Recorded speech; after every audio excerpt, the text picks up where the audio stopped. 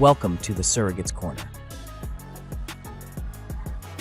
Hello and welcome to the Surrogates Corner with James Mahan. James passionately advocates for surrogates, providing practical legal guidance to surrogates and donors throughout their journeys. I am your host, Kevin Rosenquist, and today's episode is Choosing the Right Surrogacy Path, Agency-Managed Journeys versus Independent Surrogacy Journeys. James, great to have you back. Thanks, Kevin. Always great to be with you. All right, so we talked a little bit last episode about some of the difficulties that can arise or challenges between agencies versus independent. What are the main differences between working with a surrogacy agency and going through the surrogacy process independently, particularly from a legal perspective? The first big one is that when you deal with an agency, you're going to be signing up. If you're on the surrogate side, I guess it's both intended parents and surrogates. You're going to retain or hire the agency to match you. That kind of shifts part of that obligation to figure out who am I going to work with to the agency to then kind of manage and figure out what they think would potentially be best, or at least line you up with a potential smaller pool of matches that you can use. If you're independent, a lot of times you're doing things through chat groups or Facebook groups and other kind of connection points that are out there that sometimes you may not have the filtering that you would ideally want, both from an independent perspective, parent perspective of looking for a surrogate, and also on the surrogate side of like, who are these independent parents and where are they coming from and what do they actually want? Mm-hmm. So there's a little bit more risk to doing independent if it's not an existing or already known arrangement. I've seen and heard of not horror stories, but very challenging matches where, going back a few years when Craigslist first came out, where people were finding surrogates on Craigslist, and it was just not the best filtering mechanism to decide who the person that was going to carry your child would be.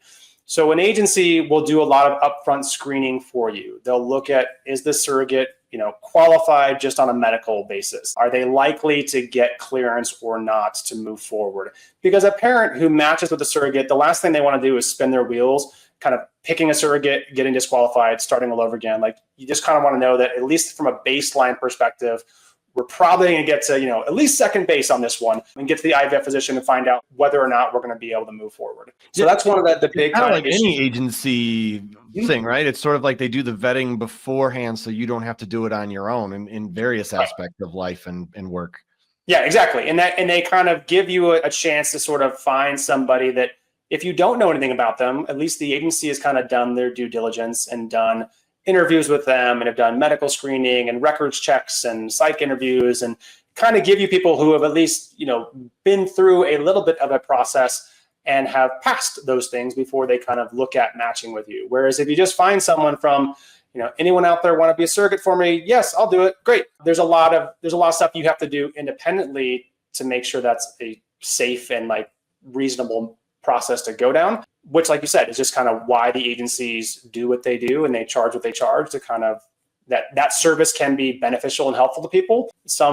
If you already know the person, like my roommate from college is going to carry for me. I've known her for 20 years or 15 years and we feel great. We already hang out with each other all the time. There's a lot less there where you feel like I need an agency to find like that match for me. But most people don't have a best friend from college or a sister or whomever else who wants to be their surrogate. So you need to find them somehow. And if you don't already know where you're going to look, agencies tend to be a great way to whittle down the pool of just kind of potentials out there. It can be a tough question to ask somebody. It can be a tough thing to ask of someone if you you put pressure on them or something like that. Yeah, I feel bad asking my neighbor to borrow their car when my car goes out. Like, totally can I borrow you to gestate my child? There's a little bit, there's memes out there about it being the biggest ask, right? Like it's the thing that's sort of hard to do because you are really asking for someone to do a lot, to give up a lot, to kind of be in that journey with you for a 9-month, hopefully gestational period.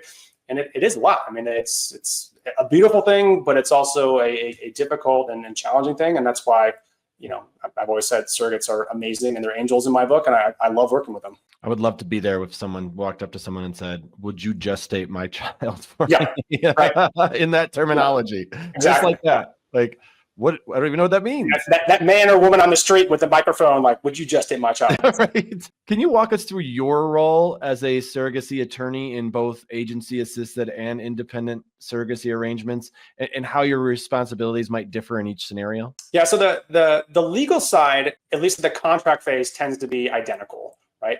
Once a match is made, whether they do it through an agency or on their own, they're going to go to what will normally be the parent's drafting attorney to create the contract based on whatever kind of preferences or benefit package or monetary considerations they want to put into it. At that stage, the review with me and my surrogates who are doing independent journeys versus an agency matched is relatively the same, short of the money stuff tends to be different on an independent match versus an agency match. Because agencies will usually have very specific and kind of thought out benefit packages about what gets covered, what things trigger certain payments, who's going to be financially responsible for these contingencies when they come up. A lot of times independent matches are kind of scaled down. The benefit package are super streamlined. It may just be, we're going to reimburse all their costs and we're going to give her $10,000 for being pregnant, right? So the number of pages sometimes that we're going through and the money stuff tends to be easier or shorter on an independent journey than a surrogacy, like an agency managed. That's not always the case, because I have seen instances where a surrogate and a parent or parents had one agency managed journeys and then they come back later and they're like, hey, we want to do it again, but this time we're going to try and doing it independent, but we want to kind of keep most of the numbers roughly the same about what we did last time. So it's not always a universal case that the independents are shorter than the agency ones, but it usually winds up being that way in some fashion or not. Where it usually becomes much more different for me on the legal side is what happens either both on the front end and the back end of the contract. So when independent matches start trying to look for attorneys, again, they don't have an agency to recommend them to somebody. They don't really know, who do I go to? How do I pick an attorney? Do I just look for a contract attorney or what do I? So that's kind of the reason behind the Surrogate's Corner is like, hey, I'm here. I'd love to help you if I can, which usually I can, but just to kind of let them know there is a resource so they can reach out and find someone that this is all they do and surrogates like them are all they work with. And to be this kind of that what do I do? What am I looking for kind of resource for them at the beginning. What I said also previously in the last episode was just that the thing that we're not trying to fill the agency role. So we're not going to go and like get the insurance policy for you or review the life insurance policy that you may or may not need. Find the psychologist who's going to do the evaluations. And sometimes intended parents will think that their attorney is just going to do what the agency would do for them. And that's usually winds up being kind of a different conversation about what those expectations are and what their scope of representation will look like. And the other thing that I see on the back end is again, usually the contract phase tends to be kind of, a happy hunky-dory, like we're getting there, we've agreed, we've met the person we want to carry the baby, let's go. And then it turns into now we're going to actually do the hard work of getting pregnant or carrying the child and kind of getting through that. And when you don't have an agency, again, the surrogate doesn't have that intermediary to function as a sounding board, as someone that can like advocate for them a little bit about what is normal or a reasonable request. So you wind up having like this, well, I guess I'll go back to my attorney, which is great. And I have no problem doing that for them and assisting them when I can. It's just that I can't guarantee and offer them to be, the agency replacement just because they chose not to use one. So sometimes I have to tell my surrogates, look, like these are great questions, but this is kind of what an agency would do for you. And you have to just kind of come to a meeting of the minds with your intended parents about what you want to do. At that point, we can look at it legalistically from contract amendments or addendums that we need to do. But that's sometimes the hardest part is saying, this is a great agency question. You either do or don't have an agency. And sometimes this is just what happens when we choose to go down the path of not having one. Can you talk about what it means to have an experienced assisted reproductive technology attorney involved, and what are the specific legal aspects that they would help with? Yeah, so I love it. People often ask me like, oh, what kind of attorney are you? And I say I'm an art attorney. And they're like, art attorney. Like paintings and sculptures and stuff like that. It's like, nope, assisted reproductive technology, but most people don't think about I would not think that if that's what you said to me. Yeah, and most people don't even know, like, I need an attorney. I mean, not half the time, but a number of times people don't realize they actually have to work with attorneys at all. They think it's just a medical thing. And then they find out, oh, we need a contract and we're doing that. When you find and are looking for an attorney to do these type of arrangements, it's not just a standard contract kind of attorney or a standard contract experience. There are lots of really good contract attorneys, but if you're doing construction contracts or M&As, that's not going to be the same thing as what you should be looking for when you're doing a surrogacy arrangement. And some of it is just knowing and having an attorney that has seen enough of these and know when there are things that are not quite right or provisions that are very, very strict or things that you just, you're the average surrogate may not know, like, is this normal? Is this not normal? Like, does this seem strict? But I guess that's how it's supposed to be. And so having someone who has been involved in this industry, both at the drafting side and at the reviewing side, to explain those things just makes life easier for everybody. And as I've often told my surrogates, like, part of my job is just to be like an educator and to teach you what the contract is going to require you to do. A lot of times the surrogate's like, yeah, it's pretty straightforward. I know what I'm getting into. And a lot of it is, right? I mean, the big basics are pretty common, but you want to make sure that someone's going to flag and identify things that, like, this is pretty unique. Are you sure you're okay with this? So that when those things do come up, they have that kind of careful and critical eye about what to look for and what should be there, or maybe what doesn't need to be there. And when surrogates work with a surrogacy agency, what legal documents or agreements do you as the attorney typically oversee, and how do you ensure the process remains legally and ethically compliant? One of the things that we are running into, or I have run into before, is that the lawyers who do the surrogacy contracts are not usually involved in the process until we kind of have done a lot of other stuff leading up to that. So an independent match is not usually as big of a deal because they're not signing a contract with the agency. But a lot of times when you sign up with an agency, or you hire them or they hire you, however you want to look at it, you're going to sign some kind of agreement about what you're going to do, how they're going to help you, what your role is going to be when they do help you, and some stuff about, again, the financial arrangements or what you're going to agree to, so they know what to put in your profile when they try and look to find you an independent parent or parents to match with. A lot of times we as the attorneys, and myself included, we don't see that part of the process because they just haven't gotten to us yet. There are times where intended parents, oftentimes, because they usually have to pay a lot of money up front with an agency to sign up with them, they usually will go to their attorney or the attorney they're thinking about using, saying, hey, I'm about to sign this contract. What do you think? And that's great. But a lot of times the intended parents have the wherewithal and the means to go ahead and do that. Most of my surrogates are just like, I want to get matched. I want to help someone have a baby. I'm not really thinking about this contract I'm signing with this agency to be able to do that. So part of the reason why I do this podcast and I do my website and everything else is to kind of give some tidbits of information, some things to look for, things to be cautious of, so that when they are not having the ability or the resources to kind of consult with an attorney as they make these decisions, at least they can inform themselves about what they should be looking at, what things they should be on the watch for, so they can make an informed decision with those agencies they may want to pair with. What are some of the most common issues or challenges that arise in the independent surrogacy arrangements that you as an attorney are able to help address before maybe they become larger problems? The biggest one that is more common in our independent journeys are mostly decision-making authority, right? So the contracts will usually lay out who gets to decide certain things. There is still some gray area. I mean, that we can't make 200, 300-page contracts to deal with every particular situation that might come out there.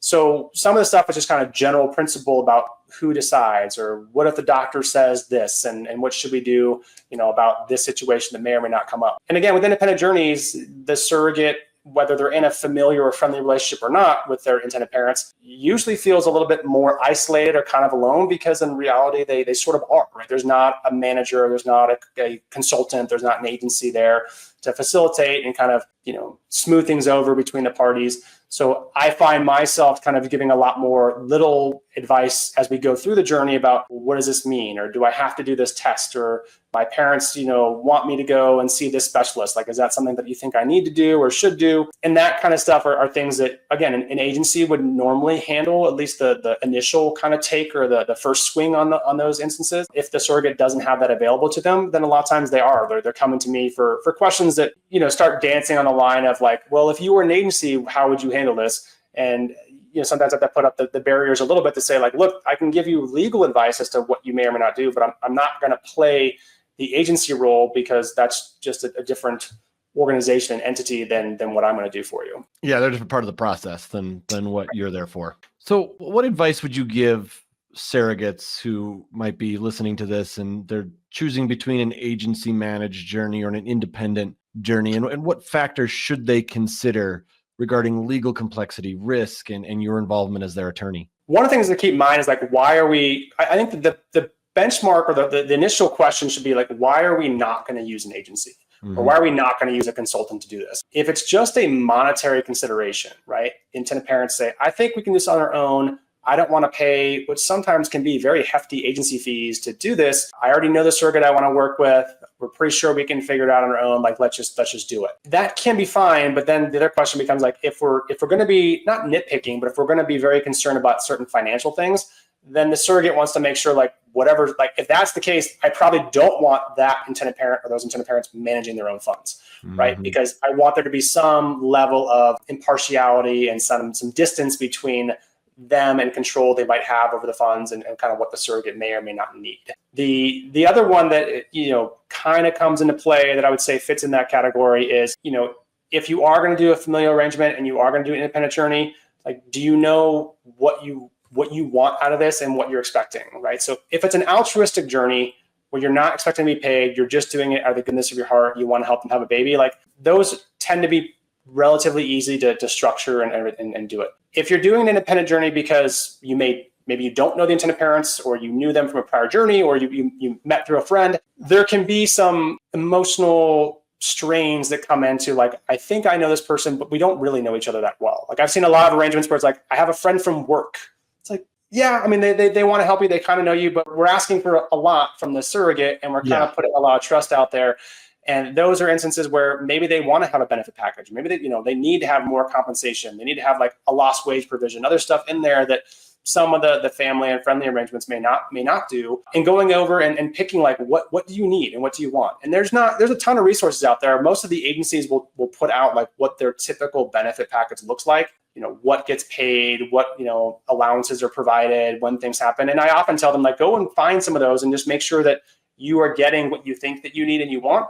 Because then we can structure that in the contract. But if we don't have that and we just say, I think this will work and I'm sure it will go great, usually we're having a lot of conversations at month 3, 4, and 5 about, how it's not going great than we thought. Yeah, I could definitely see that. All right. Well, thanks for tuning into the Surrogates Corner with James Mahan. To connect with James, visit surrogatescorner.com, and please like and subscribe to our channel and leave us a review if you can. James, thanks so much for being here. Really enjoyed the conversation.